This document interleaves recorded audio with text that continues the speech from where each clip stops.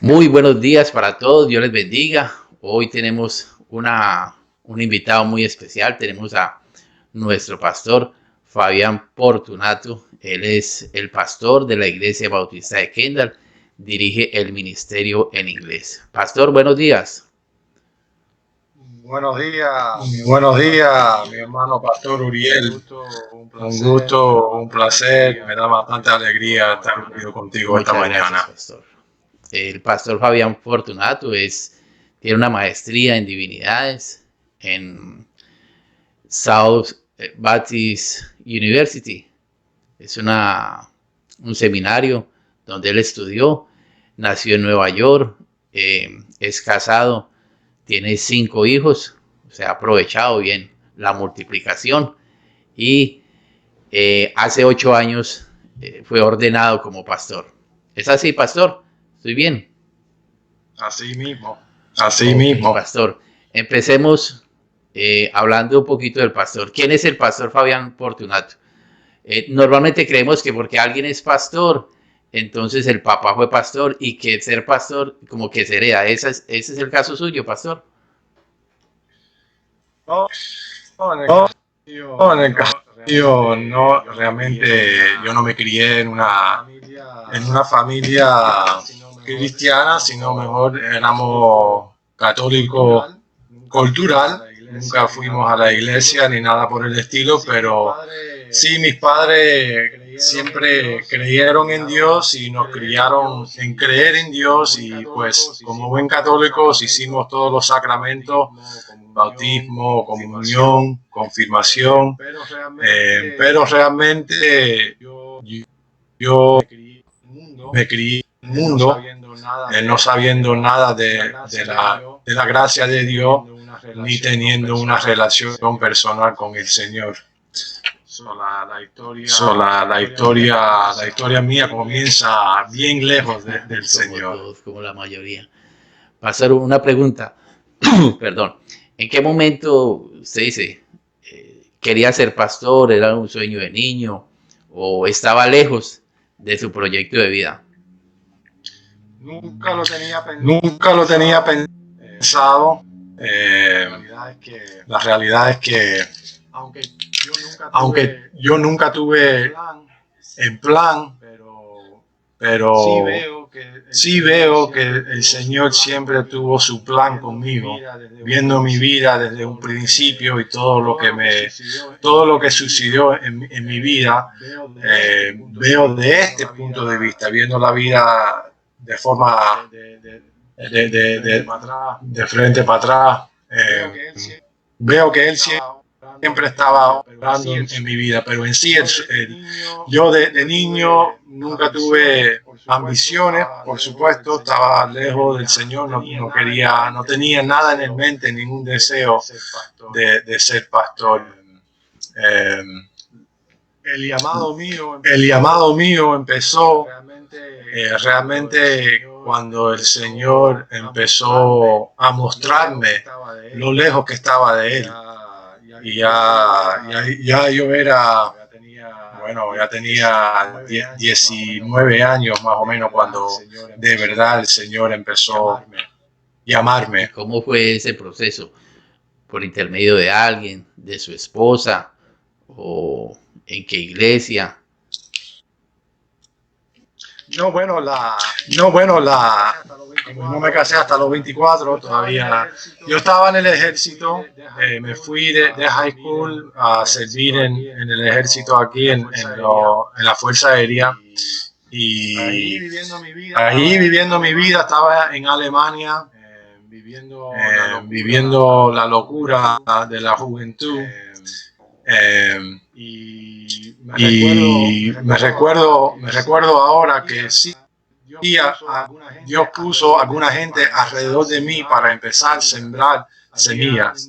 Había un misionero que era compañero en el ejército ahí, que él empezó a hablarme de Cristo, a hablarme del Evangelio, pero yo en ese punto de mi vida estaba tan involucrado con las obras del diablo, realmente, la tomadera, la fumadera, viviendo una vida solamente para complacer mis deseos. Yo lo rechacé fuertemente. Yo me acuerdo siendo bien agresivo con él. Y esa gente que estaban alrededor de mí siempre tratando de o invitarme o hablarme del Señor. Yo me acuerdo siempre siendo bien agresivo con ellos y nunca queriendo escuchar mucho. Durante 2 años más o menos de vivir una vida de un soldado, ¿no? Y con la expectativa que el ejército tiene de uno, yo no estaba viviendo de acuerdo a esa expectativa. Cuando llegó el momento al final que desgracié mi carrera en el ejército y me cogieron culpable de estar haciendo drogas, fumando marihuana y como uno no puede estar viviendo 2 vidas separadas en el ejército, ellos me botaron del ejército y fui preso por 1 año en una prisión militar por esos crímenes contra las leyes del ejército. Y es ahí cuando realmente toda la semilla sembrado en mí empezaron a crecer. Ahí a través de otra gente que estaban ahí en la prisión junto con un capellán que estaban ahí, el Evangelio, Jesucristo mismo me empezó a trabajar en mi corazón. La única cosa que yo tenía en ese momento era una Biblia.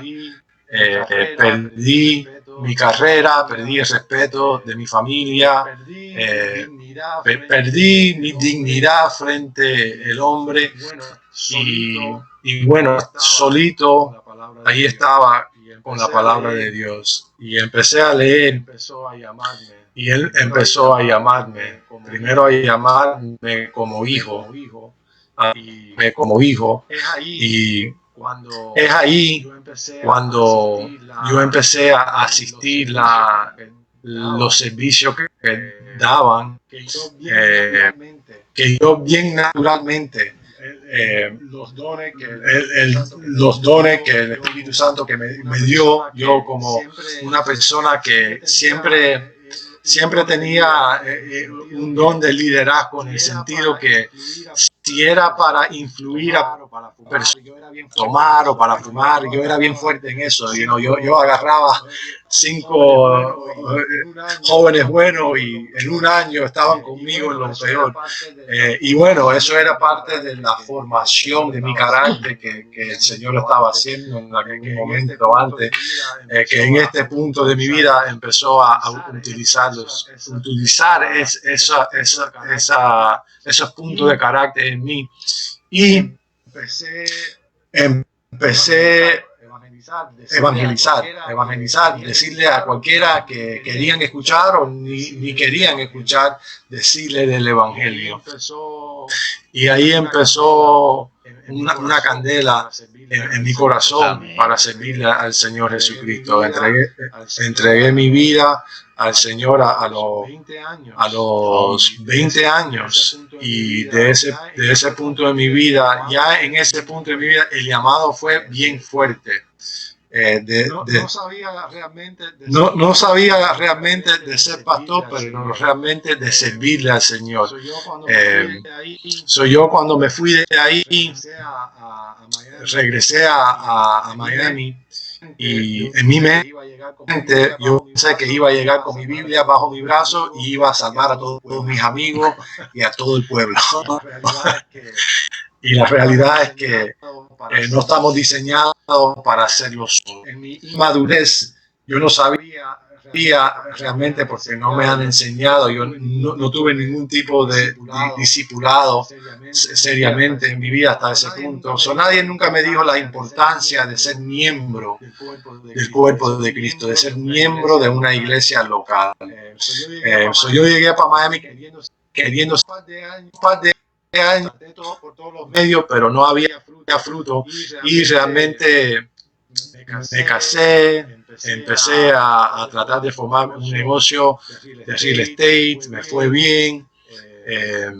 Y bueno, empecé a servir en una iglesia y ya después de varios años sirviendo ahí, es como ya Dios no me dejó huir más del llamado. Aunque yo siempre estaba dispuesto a servir, es como igual ahí en ese momento no estaba completamente sometido al llamado de Dios. Yo estaba predicando de vez en cuando en esa iglesia, el pastor realmente vio y afirmó algo en mí, pero yo estaba feliz de la vida, predicando de vez en cuando, no teniendo una responsabilidad real. Y tratando de crecer en este mundo, proveer por mi familia, tratar de ganar plata, ser exitoso en el mundo. Tenía unas metas realmente. Y llegó un momento que ya el Señor me habló claramente y me asusté, no verbalmente, pero me sentí como que el mundo se me iba a caer encima y me sentí que si no dejaba, porque el Señor ha sido tan misericordioso conmigo, que yo sentí que con todo lo que Él ha hecho en mi vida, que si en un punto ya yo no dejaba de tratar de perseguir los éxitos del mundo y perseguir la gloria de Dios en la tierra, que algo mal me iba a pasar, no sé qué, pero me sentí que tenía que parar. Y mientras yo estoy hablando esto con mi esposa y nosotros estamos orando y bueno, yo le estoy diciendo, no sé qué es lo que el Señor quiere de mí, pero en ese tormento realmente vino un día a mi oficina mi pastor y vino básicamente con lágrimas en sus ojos y me dijo plenamente que el Señor le habló a él y le dijo que yo estaba supuesto a sembrar una iglesia. Era parte de la conversación en mi casa, era parte de lo que yo estaba huyendo porque yo sabía lo que venía.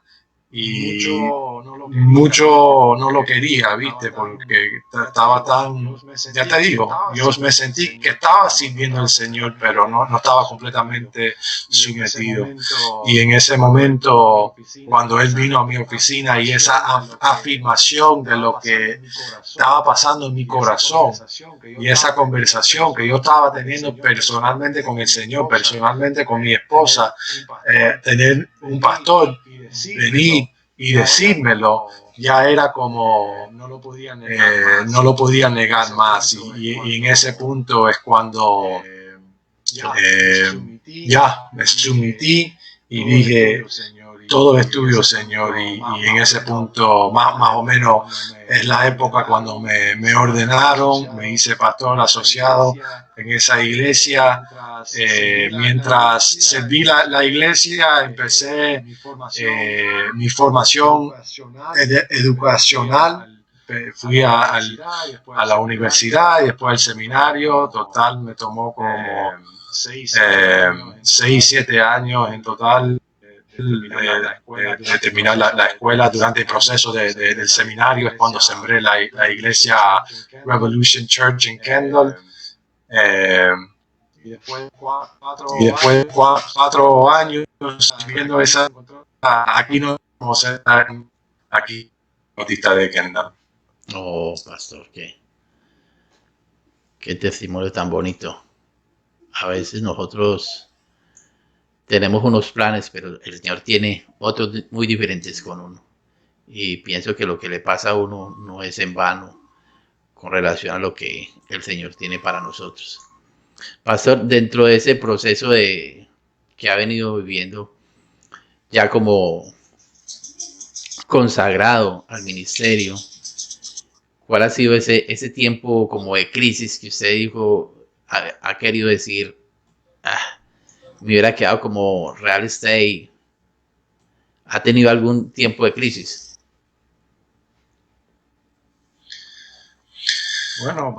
Bueno, bastante.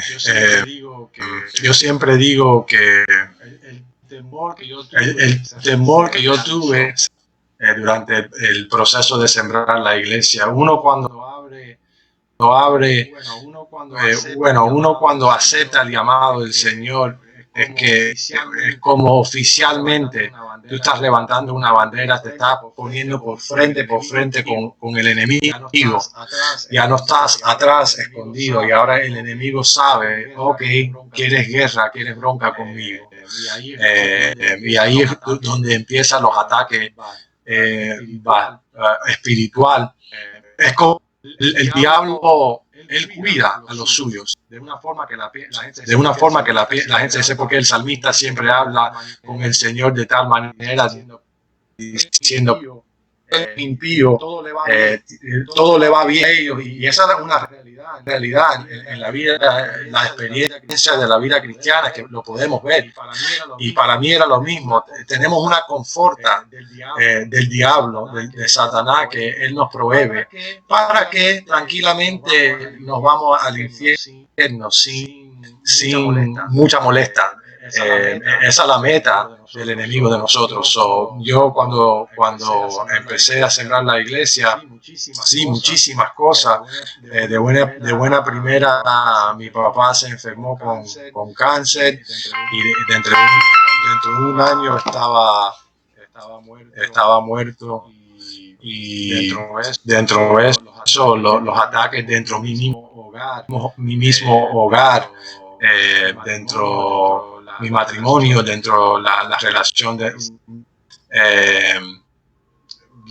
bien gruesa, las batallas espirituales, tal cual que, vaya, en esta llamada no me sentiría bien hablando profundamente de todo, pero solamente es decir que yo la primera cosa que yo le digo a cualquiera que Dios le está llamando a la obra,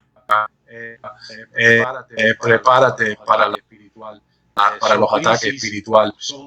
Crisis son parte del llamado.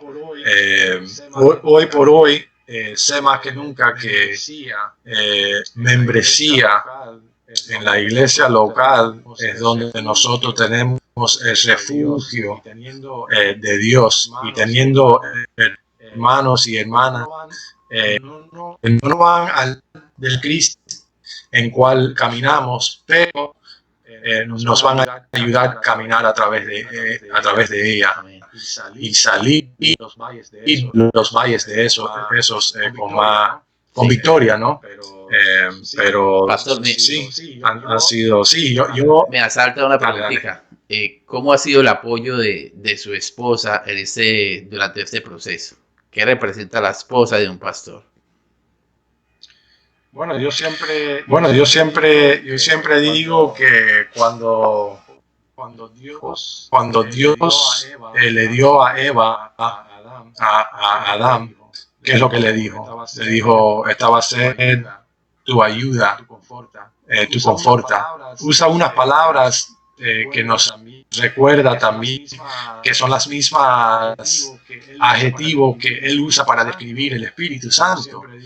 Yo siempre digo que nuestras esposas como el Espíritu Santo en nuestros hogares. No quiero decir algo que no está bien ahí, pero es decir, para mí, una ayuda, una conforta. Para mí, si no fuera por mi esposa, yo no soy pastor.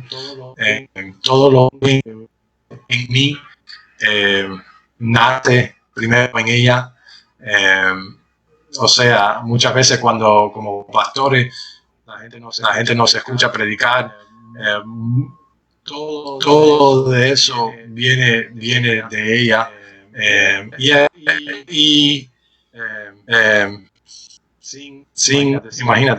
Yo podría decir con confidencia que sin ella no solamente no soy pastor, pero no podría ser el padre que soy, ni el esposo que soy. Ella ni tu esposa, ni cualquier esposa es perfecta, pero el diseño de Dios que no solamente para pastores, pero para la mujer es la cosa más grande que él nos ha dado. ¿Cómo ha sido cómo es ese proceso, por ejemplo, cuando usted el domingo se prepara para el culto, da su prédica y viene como un proceso, no sé si tiene ese proceso de retroalimentación con ella y ella le dice, mira, estuvo bien o tienes que ajustar esto o por qué dijiste esto? Hay esa alimentación.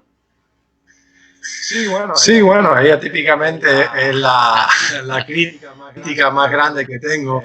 Yo cuando pienso que batí un home run, ella dice, no, y bueno, me mantiene humilde.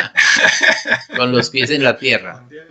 Mantiene con la pies en la tierra cuando me sube bastante el egoísmo, ¿no? Pero sí, no, ella siempre me dice, y ella ve también cuando, si yo me veo un poco desanimado en la prédica, ella siempre toma bastante nota, tomará 2, 3 páginas de nota, y eso para mí es un impulso, ¿no? Porque yo digo, por lo menos mira, sirve para ella, y ella como está discipulando a nuestros hijos, yo hasta en la preparación de los sermones y en ser pastor, tú sabes, es imposible ser pastor sin nuestras esposas estando ahí. Todo lo que yo dedico para el Señor es posible solamente porque ella se dedica a la casa, a los hijos, a todo. Realmente eso. Yo siempre digo, ¿cómo se dice el reward en español?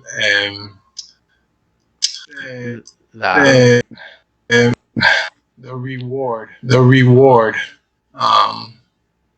No sé cómo se dice español, pero en el cielo realmente cuando nosotros nos aparecemos frente al Señor, es a nuestra esposa que va a pertenecer.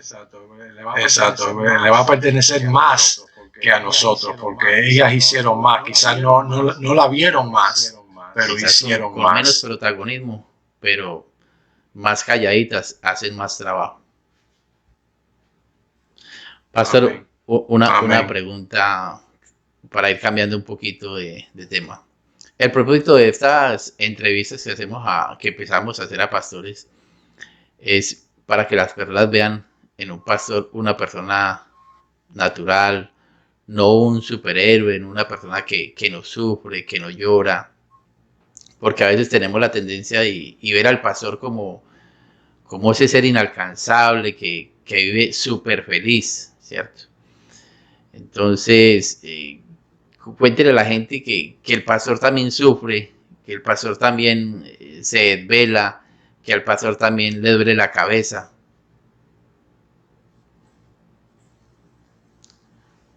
¿Sí me hago entender, pastor? Sí. Entonces,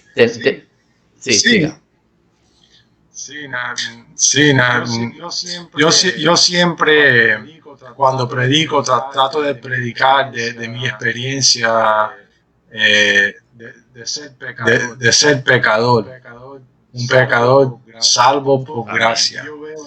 Y yo veo en mi vida que si uno empieza... Si un pastor empieza a predicar de tal manera que está predicando su justicia, está predicando, mira, soy perfecto, no tengo ningún problema, no tengo nada.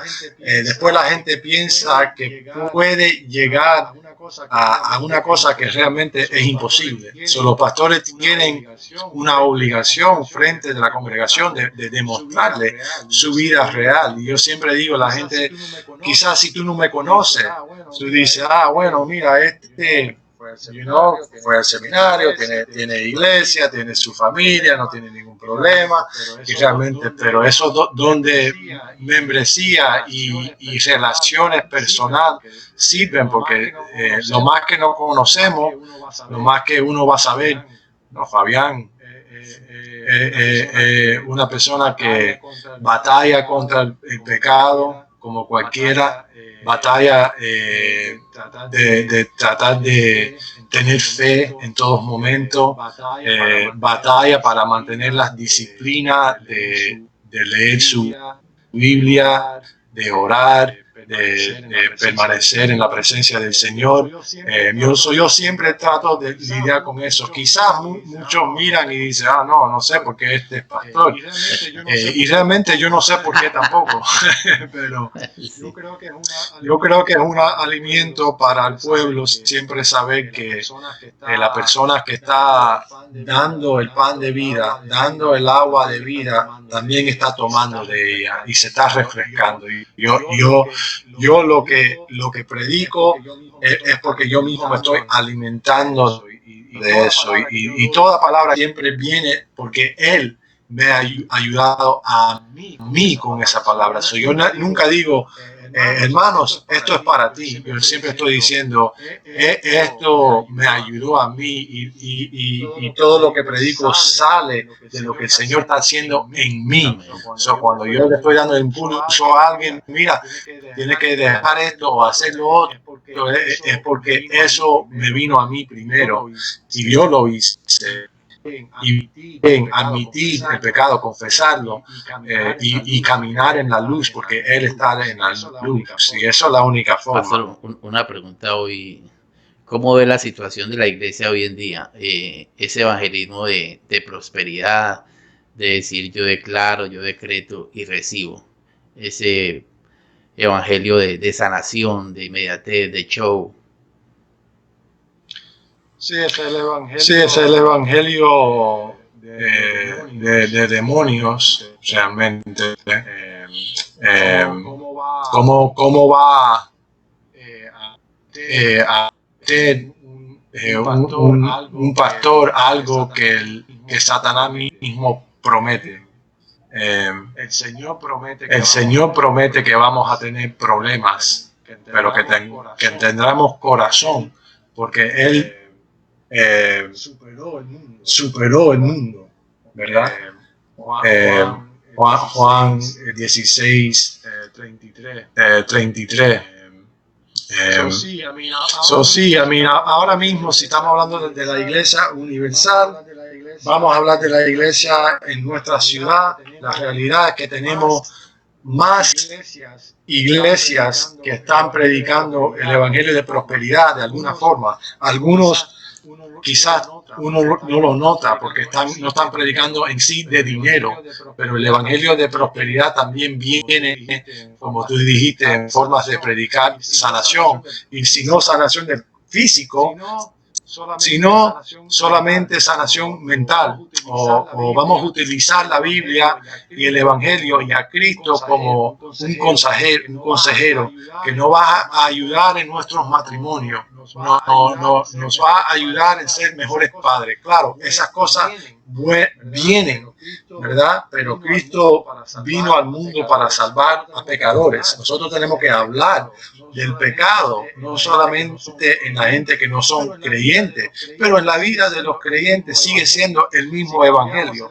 Si cambiamos el evangelio para la gente que no creen y después para los creyentes lo cambiamos, pues ahí es donde caemos en un evangelio. Un evangelio que han pretendido suavizar, han pretendido colocarlo muy light con el proyecto de conseguir más personas, que vengan más personas al Señor y prometerles que el Señor les va a resolver todos los problemas y decirles, mire, ore que el Señor le va a respaldar, diezme que el Señor le va a multiplicar. Y cuando alguien se acerca y dice, mire, es que yo vengo orando, vengo congregándome, vengo diezmando y no veo respuesta, la salida más fácil de la persona le dicen, es falta de fe. Pero nunca le enseñan a venir primeramente en arrepentimiento y fe. Claro, y realmente ha causado mucha gente perderse por eso, porque están prometiendo cosas que la realidad es que el sufrimiento existe como el vehículo que Dios usa para traer su gente más cerca a Él. Si el propósito total es tener una relación íntima con el Señor, no una religión, no los beneficios, predicar los beneficios de estar en relación, pero una relación. Si mi esposa solamente quisiera estar conmigo por los beneficios, no sería una relación de amor, ¿no? Conocemos bastante hombres viejos que tienen plata, después se acerca una mujer joven solamente por el beneficio que tiene el viejo, ¿no? Para beneficiarse. Y mucha gente utiliza a Dios de la misma forma o lo predican de esa forma. Y después cuando dicen, no me está soltando plata, no me está ayudando en nada, pero bueno, nunca era ese el propósito. Al contrario, el testimonio de impacto entero de la Biblia, ¿verdad? Es que todos los apóstoles, todos los discípulos murieron por el Evangelio, por el nombre de Cristo, pero estaban felices. Pablo está escribiendo 4 cartas de la prisión y está diciendo, estoy alegre en mi situación. Nosotros tenemos que predicar lo mismo. Pastor, una pregunta.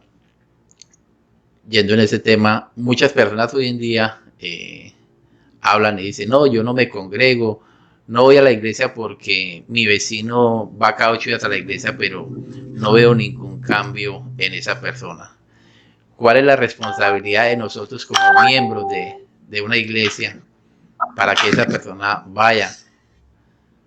¿Cuál es la responsabilidad de la iglesia frente a ese tipo de personas que tienen ese tipo de pensamientos, que se congregan por radio o por televisión, pero no asisten a una iglesia local? Bueno, ahora mismo estamos en una serie hablando de los dones del Espíritu Santo. A cualquiera que es salvo por el propósito de servir en el cuerpo de Cristo. De la misma forma que tú no puedes cortar tu mano y ver tu mano ahí en el piso, aparte de tu cuerpo, y esperar que esa mano va a sobrevivir. En la misma forma, no podemos pensar que un miembro del cuerpo de Cristo puede sobrevivir aparte del cuerpo. Es imposible. Por naturaleza es imposible, y estoy hablando de la naturaleza porque cuando somos nuevas creaciones en Cristo, nacimos de nuevo en este cuerpo, ¿verdad?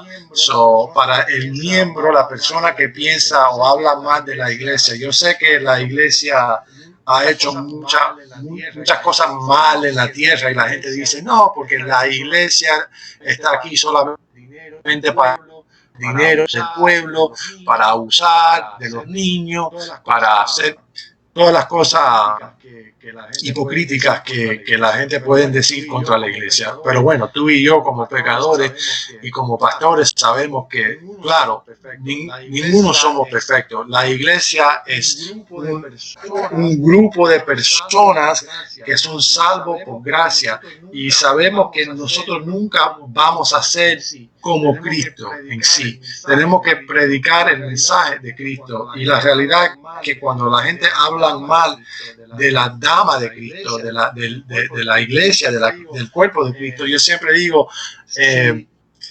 si tú tienes una relación conmigo y tú puedes hablar bien de mí, tú dices, no, Fabián es tremenda persona, siempre me ayuda, es un amigo hasta el fin, yo creo en él, pero su esposa, no creo en ella, no me gusta, ¿no? Y yo siempre digo, mira, yo prefiero que yo te caigo mal en vez de tú hablar mal de mi esposa, que ella te caiga mal.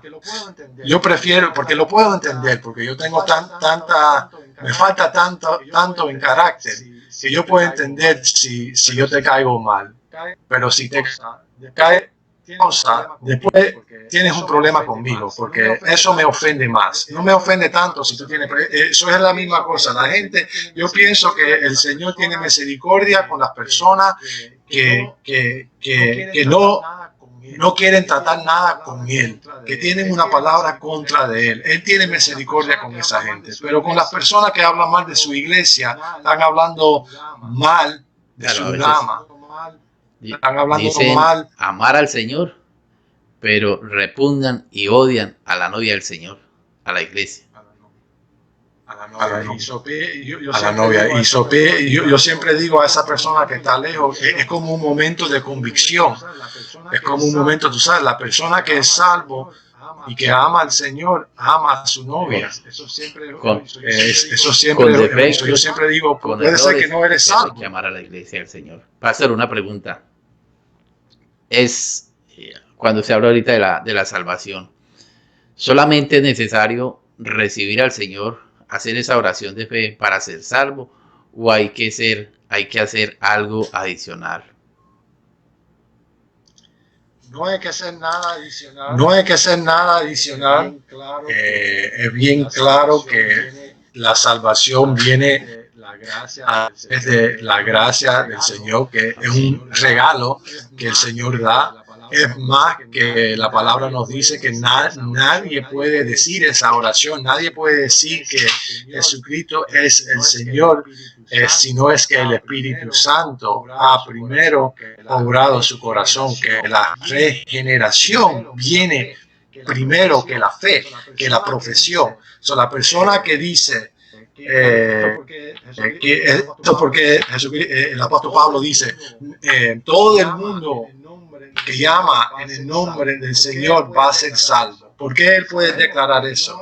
Sabemos que no existe una falsa profesión en términos técnicos, no puede existir en términos técnicos, ¿verdad? Las profesiones falsas vienen de otro punto de vista, pero una profesión, cuando nosotros le pedimos a alguien, le rogamos a alguien, entrégate al Señor, no le estamos poniendo algo encima de ellos, sino estamos declarando la promesa de Dios para ellos. ¿Qué es lo que hay que hacer para ser salvo? Creer en el Señor.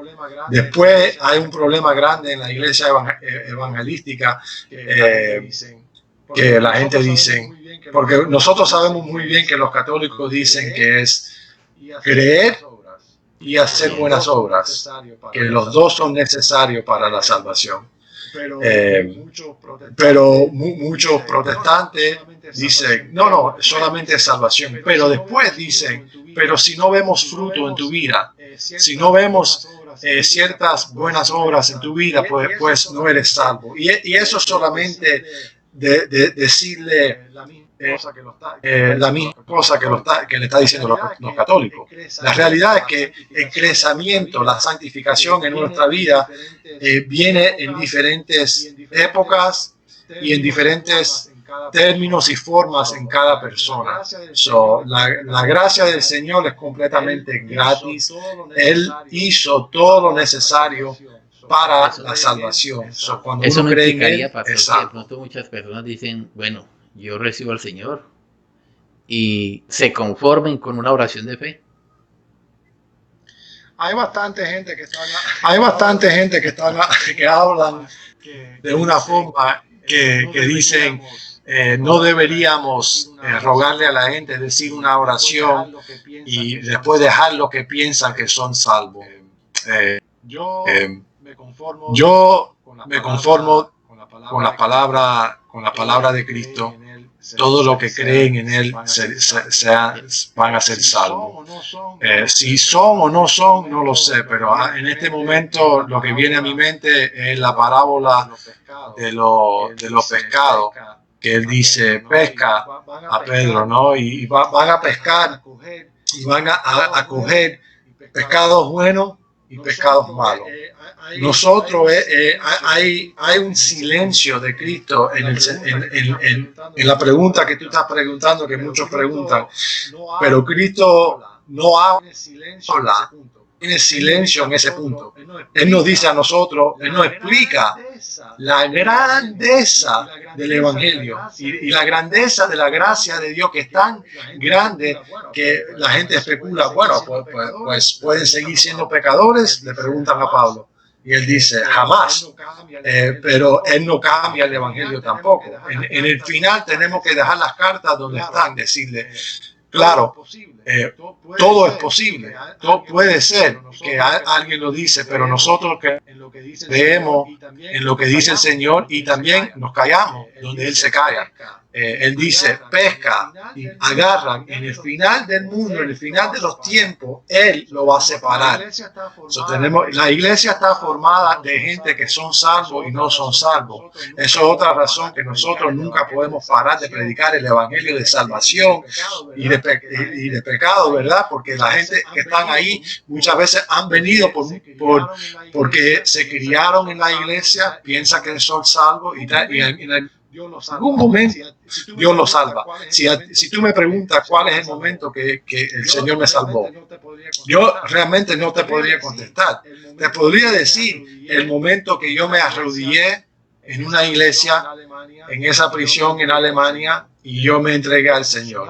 Era un momento emocional, un momento que estaba llorando, un momento... Yo podría identificar en ese momento, para mí, era una decisión que yo hice para el Señor. Pero cuando leo la palabra, la realidad es que la misma forma que no podemos contestar la pregunta, ¿cuándo fueron los discípulos salvos? Se comete, diría yo. Esa es una pregunta que a no veces se podemos comete de contestar. pronto como un error al compartir de la palabra de Dios, al invitar a aquella nueva persona a que crea en Cristo, a prometerle a él que Cristo te ama, que Cristo tiene un propósito para tu vida, pero muy pocas veces se le dice, ven al Señor en arrepentimiento y fe, arrepiéntete de tus pecados, como empieza el libro de Mateo. Claro, otra vez, punto de teología, la gente ha abusado un poco de la doctrina del arrepentimiento. Eso viene a ser otra vez. Si empezamos a sonar como sacerdotes, como curas, como católicos, sabemos que estamos departándonos del Evangelio. La realidad es que el arrepentimiento viene después de la justificación. El arrepentimiento viene eso. Uno no tiene, es imposible un pecador arrepentirse, porque el arrepentimiento de un pecador el Señor no lo acepta. Porque si el arrepentimiento fuera algo que tenga peso en frente del Señor, ¿por qué vino Cristo a morirse?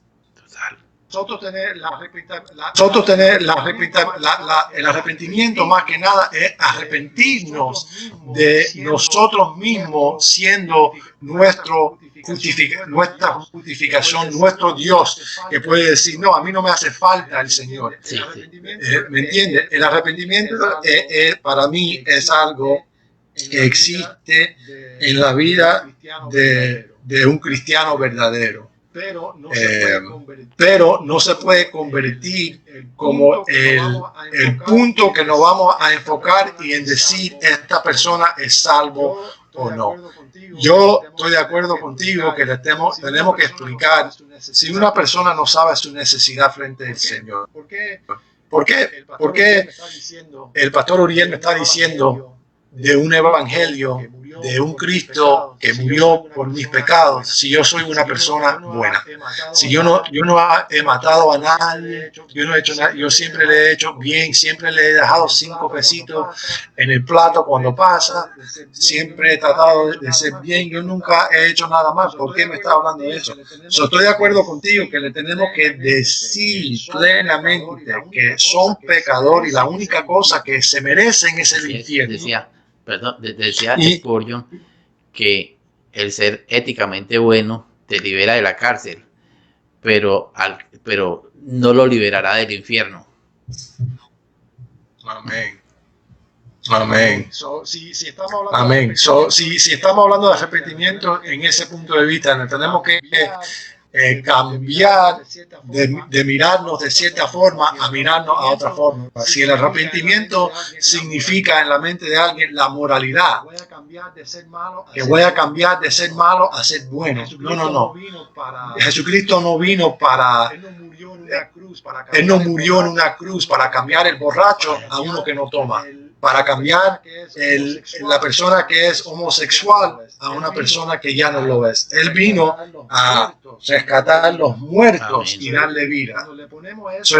Cuando le ponemos eso en los hombros de alguien, le estamos diciendo algo que los fariseos siempre dijeron, que los católicos siguen diciendo, que los testigos de Jehová dicen. Nosotros tenemos un evangelio mucho más precioso que eso. La doctrina más grande y más importante de la Biblia es esta justificación que viene por fe. Y es en total. No podemos separar el punto y aparte que dijo el Señor. Dios vino para morir por los injustos. El justo para los injustos, ¿verdad? El arrepentimiento no existe antes de ese punto. La salvación tiene que venir primero y después viene. Y después, cuando tú dijiste, Mateo, más que nada nos estamos enfocando en Juan el Bautista. Esos ya eran creyentes. Cuando los invitaban era arrepentimiento y fe. Exacto. Amén. Amén. Claro, y Cristo también, cuando estaba hablando a una población, mayoría judíos, tenemos que ver también el contexto de cada evangelio. El evangelio de Juan viene a ser para tú y yo más que los otros tres. Los otros tres están documentando el evangelio que va a salvar al pueblo de Israel. Le está diciendo, arrepiéntete a ellos, más que a nosotros. A nosotros es más creer. Va a venir un día, porque el cristianismo es un crecimiento de los judíos, de la religión judía, ¿verdad? No es una nueva religión. Los judíos estaban esperando el Mesías, vino y ahora continúe esa religión, y nosotros lo llamamos el cristianismo. Los judíos que todavía están firmes que el Mesías no ha venido, todavía ellos, se puede decir de este punto de vista, ellos se tienen que arrepentir. Pero para decirle a los gentiles, a nosotros, que nos tenemos que arrepentir usando esa palabra que usó Juan el Bautista o Cristo en ese contexto, creo que ahí es donde las cosas se ponen un poco gris. No sé si me explico bien. Sí. No sé si me explico bien, es difícil en español. Pero... Pastor, ya vamos terminando. Vamos a cambiar un poquito de giro.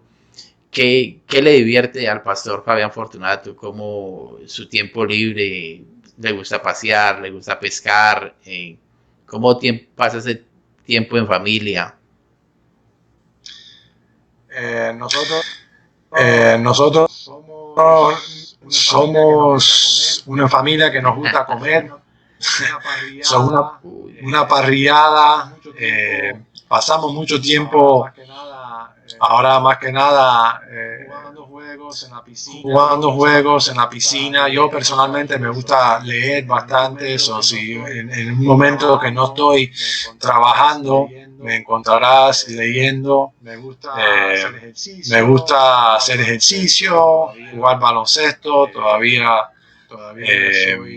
Todavía soy fan de los deportes desde ese punto de vista, pero con tanto trabajo y tantas cosas realmente me gusta también. No separo mucho mi vida en diferentes cosas. Yo siempre me gusta, amo lo que hago, como pastor, como capellán. Tenemos 24 horas, no es mucho.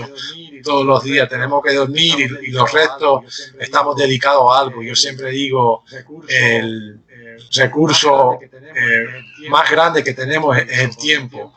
Y con el tiempo lo trato de utilizar siempre pensando cómo mi historia está ayudando a avanzar la causa de Cristo en la tierra. Cuando voy a la cancha a jugar básquetbol, estoy ahí siempre con ojos espirituales. Cuando estoy leyendo un libro que no tiene nada que ver con teología, siempre estoy mirando lo espiritual.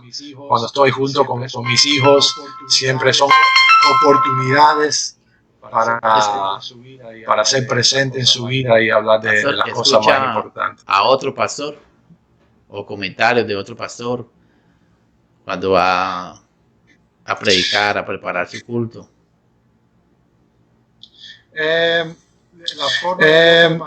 La forma de yo preparar un sermón, yo siempre empiezo con la palabra. Dejo que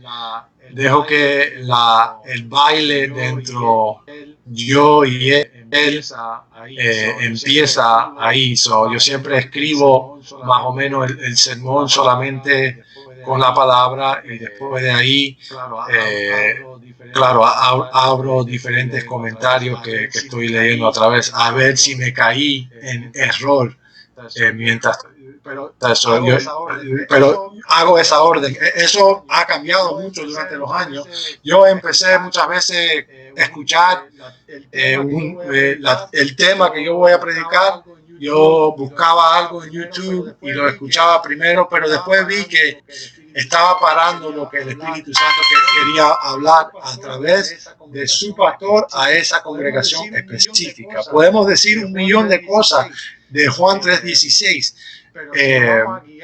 Pero si no vamos a guiar por lo que dijo otra persona, no va a ser la palabra específica para esa congregación. Sí me gusta escuchar, yo siempre, todos los días por lo menos escucho un sermón porque cuando salgo a correr me pongo los audios y escucho algo. Sí, yo tengo bastante pastores que admiro y escucho, pero no en preparación para el sermón específico, porque siento que me daña un poco más que ayuda. Y le impide tener esa comunión con Dios y lo que el Espíritu Santo le va a hablar. Y lo mejor sería uno desarrollar los versículos, estudiar las concordancias, sus palabras, ¿cierto? Todo el contexto. Y de pronto luego validarlo contra algunos comentarios porque podemos estar equivocados en la interpretación de algún texto bíblico. Bueno, pastor, yo creo que estamos llegando al final de esta entrevista. Quiero darle muchas gracias por este tiempo. Sé que es una persona bien ocupado. Aparte de eso, hace 1000 cosas. Está en un auspicio, es realto, tiene 5 hijos, es pastor. Entonces, pastor, muchas gracias por este tiempo. Dios me lo bendiga, pastor. Dios me lo bendiga, amén. Pastor. Ok, pastor, Dios le bendiga. Que esté muy bien, ¿o yo? Chao, chao. Ok. Chao.